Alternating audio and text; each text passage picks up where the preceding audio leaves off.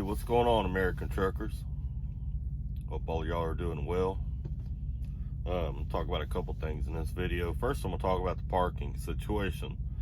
And then towards the end of this video, I'm going to tell a little story about a meeting with Henry Hill. For those of y'all that don't know, he was a mob associate, I believe, with the Lucchese family that ended up turning snitch and leaving the life, basically because they were going to kill him for his involvement with drugs and getting busted. The mob didn't allow that, but I'll talk about that anyway towards the end. First things first is this parking situation. I mean, come on, guys. I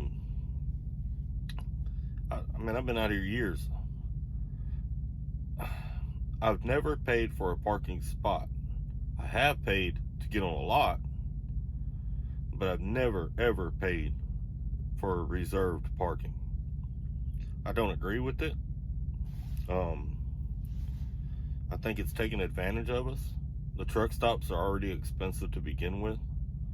You know, they make a lot of money off of us. Between fuel and the jacked up prices in the truck stops, they're already making a killing on us. I mean, then they're going to charge you for a spot that's exactly the same as all the other spots. Hey, if you're going to charge me for a spot, put walls around it so I got some privacy. Give me a private shower and bathroom out there so I don't have to go inside. I might start paying for that. But just a regular spot, no different than the one right across from me that was free? No. I know some of y'all might say, well, how do you park? How do you park late? I'm gonna help you out with that, brothers and sisters. Google. Planning ahead and Google. Not only that, but I'm experienced. You know, I've been out here a while. I can kind of understand a rookie doing it because rookies don't know no better, and to them it's normal. It's been like that since they've been out here. Look, guys, I was out here way before that started, and when it started, I didn't agree with it. I still don't agree with it, and I will not pay for a parking spot. Will not happen. I don't even pay for paid parking anymore. Oh, I take that back, unless I'm in Chicago. Chicago is the only place I'll pay to get on a lot. But other than that, no, I don't even pay for paid parking. I'm gonna tell you how. One, plan your days. Start earlier so you can stop earlier. You know, you start at 3 o'clock in the morning, you're parked by 1. You'll have a pick where you want to park at a truck stop. Park wherever you want. You'll never have to pay for it. Another thing is Google. When you know you're going to stop in a certain town, Google industrial parks. Google grocery stores. You'd be surprised. Walmart's not the only place that allows us to park. A lot of grocery stores will allow us to park there. Empty warehouses that are not being used anymore. I've parked at thousands of them over the years. Industrial parks. Almost, I won't say all, but almost all industrial parks have trucks parked on the street because they're waiting to pick up or deliver. I'll go over there and park on the street too. You know, take my 10-hour break and then leave, get back on the highway. You know, so that's the way you handle that. Start earlier or Google, and you can Google industrial parks. It'll bring up the addresses. You can take Google and put it on Earth View. That way you can look at it. A lot of times you'll see trucks on Earth View parked out on the street. Now I know I can park in them areas, and that's where I'll go. So that's my thoughts on paid parking. When I see people paying for parking, I normally just assume they're rookies. They're either rookies or really, really, really lazy, you know. But if they've been out here any amount of time, they know where there's parking. A lot of times I don't even have to Google it because I will have already delivered in the area at some point in time or another. And I know where I can park at, and I'll just go there and park. Park at a lot of places that I've picked up or delivered to over the years. And of course, close down shopping malls, close down empty warehouses. I've parked at them over the years. I've even parked at regular malls. Now, regular malls, sometimes will allow trucks, sometimes they won't. That's a 50-50 shot. But if you go around back where the trucks deliver, man, I have backed up in like I'm delivering there and taking my break. I've done that before, but I wouldn't advise it unless you're familiar with the area, because they do have security around shopping malls sometimes. All right. As some of y'all know that watch my channel, you know I haven't always been a trucker, and I haven't always been the best person in the world. Got a little bit of a past. Was involved in some things years ago. Before I tell this story, I'll let everybody know. In 2018, I founded South Texas Recovery, and it's to help people get off of drugs, get out of gangs, organized crime, whatever they're involved in, help them get their life together. It's a support group for the most part. Put them in connection with who they need to talk to in the community to help them better their lives and get themselves together. I do not in any way, shape, manner, form, or fashion condone violence, drugs, anything like that. Today, I do no drugs. I don't even drink. Okay? My life is a 180 from what it once was, and that's also a lesson to y'all that have kids or whatever that are starting to get in trouble. Don't give up on them. You never know what they may achieve in life. But anyway, I'm not going to say exactly where I was when this happened, because I'm sure the feds, Henry Hill was there, so he was in witness protection at the time. He was going by the name Martin something. I don't remember his last name. His first name he was going by was Martin.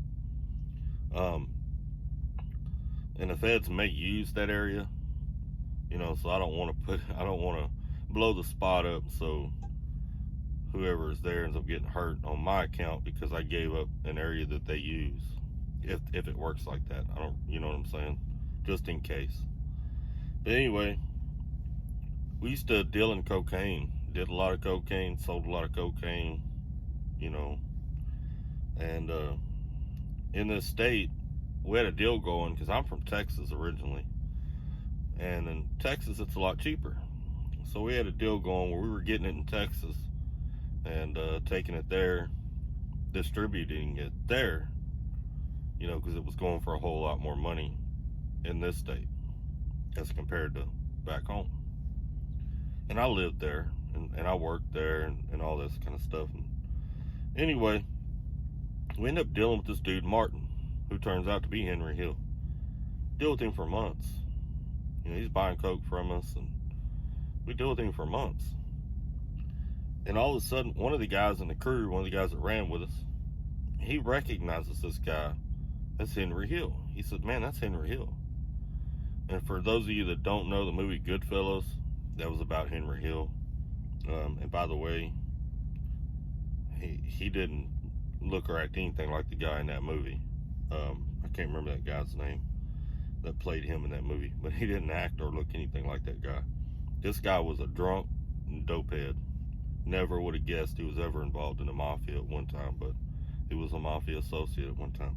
Couldn't be a made man because he wasn't Italian. I believe he was half Italian and half Irish. But anyway, one of the guys recognizes him as Henry Hill. So we find out, yeah, this is Henry Hill, doing some searching in his pad without him knowing about it. We figure out, yeah, this is Henry Hill. His wife had already left him, I believe, at that time. She wasn't around. He was by himself. So this raised a level of awareness with us, like, well, he's in witness protection. How do we know he's not going to snitch on us? That was the first thing. Second thing is, how do we know the feds aren't watching him? He is in their care. He's under witness protection.